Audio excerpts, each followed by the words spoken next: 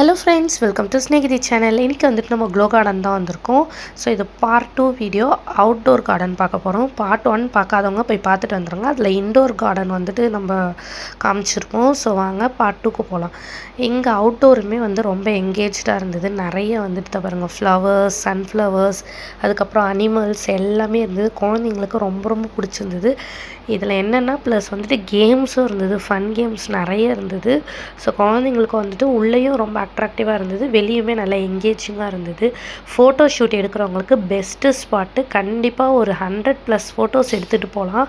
So நீங்கள் வந்துட்டு ஒரு ஃபோட்டோ ஷூட் லவ்வராக இருந்ததுன்னா கண்டிப்பாக இங்கே வந்து நீங்கள் ஃபோட்டோ எடுக்கலாம்.